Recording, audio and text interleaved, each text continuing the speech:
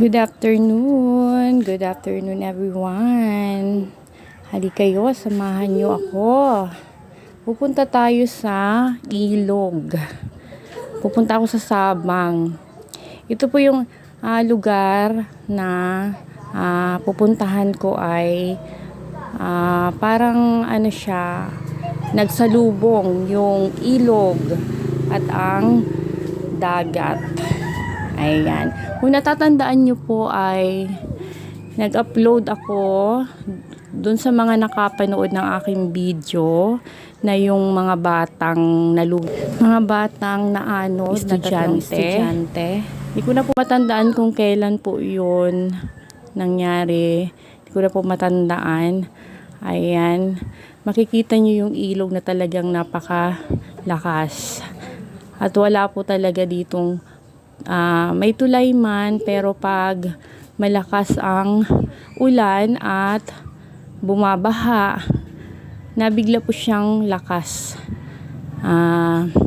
Galing pong bundok. Ayan. Papunta nga po ako sa Sabang at titingnan ko nga po yung dagat at napaka-presko. Ayan. Talagang mapapadaan ka po dito sa madadaanan po yung ilog. Ayan. Kung natatandaan po ninyo yung paglakad namin dito noon, hindi ko sila sadyang mabidyuhan ko yung pangyayaring yun. Halos dito po yun. Ito po yun. Hanggang dito yung baha. Sakto dito. Nangyari. Ayan po yung dinadaanan ng mga bata noon. Pangyayaring yun. Kasalukuyan na pong ginagawa yung tulay. Ayan. Thank you po sa aming barangay. Sa pamumuno ng aming barangay kapitan. Ayan po, at nabigyan na po ng aksyon yung aming mga hinaing dito sa aming barangay na magkaroon ng tulay dito po sa aming barangay. Ayan, para na rin po sa ating mamamayan at para na rin po sa mga estudyante na araw-araw ay tumatawid po dyan. Ayan, kaya masaya po yung aming mamamayan na nagkaroon na po ng aksyon. Ayan. Ayan na po yung kasalukuyan na nga pong ginagawa nila. Maraming mga trabahador po dito. Ayan. Nagtatrabaho po sila. Talagang napakaaliwalas ng paligid. At ang ganda-ganda ng panahon.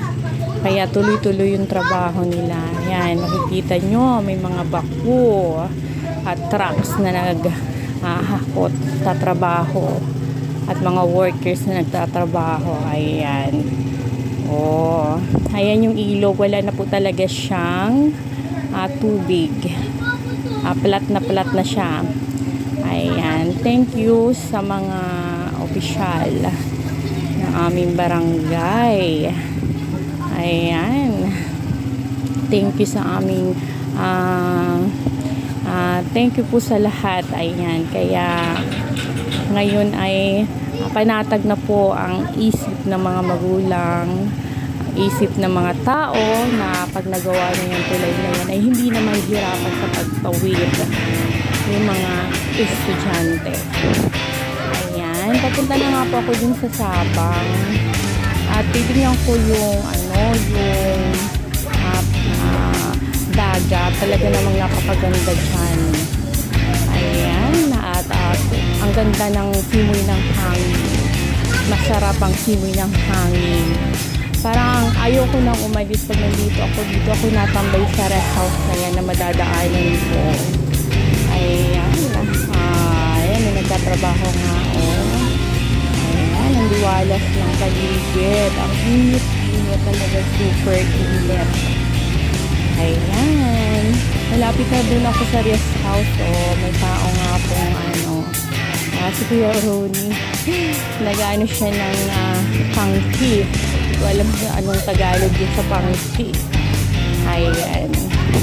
Malapit na nga ako sa dagat. Talagang gusto nang makita. Lagi po ako napunta dito. Pag wala po masyadong tao sa akin tindahan, ay napusyal ako dito.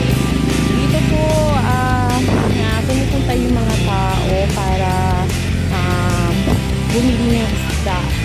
Ito po yung daungan. Ayan, ang ganda ng mga flower niya. Color lavender. Ayan. Diyan sa rest house na yan, napakaganda ng simoy ng hangin. Ang sarap. Ang sarap tumambay. Ayan, low tide nga po. Kaya hindi mas gusto kong makita yung high tide kasi ang ganda ng dagat. Low tide po siya ngayon. Wrong timing ako. Ayan, talagang mas mabato talaga dito. Ang daming mga sasakyan pandagat. Ayan, ang ganda ng tubig. Yung view. Yan sila nadaong. Kadalasan umaga napunta yung mga tao dito para bumili ng isda. Kaya laging fresh na fresh yung aming ulam. Kasi malapit lang kami sa dagat. Kunting lakad lang. Ayan, ang ganda ng dagat. Dagat yan. Yung sa kabila ilog. Kaya parang nasa lubong yung ilog at dagat. Ang ganda. Pinasyal ko kayo. Ayan, ang ganda-ganda nga. Ang ganda ng tubig. Ang ganda ng view. Talagang mawili ka dito. Ang sarap ng hangin. Ang sarap-sarap ng hangin. Parang gusto kong maligo. Sobrang init ng paglalakad ko. Ayan. Doon sana yung mga bata maaalog o diretso sa dagat. Ayan. Ang ganda, diba? Dito lang yung sa Pambuhan. Ayan guys, sinashare ko kayo. Ang ganda ng tubig, no? Lalo pag high tide yan, lumalalim yan. Napakaganda. Yung mga taga-Pambuhan, ang ganda ng ating lugar. Talagang mayaman sa ganda ng lugar. Ang kabundukan, ang yamang dagat, at ang yamang lupa. Ang ating kabundukan at ang ating karagatan ay talagang napakaganda ng lugar.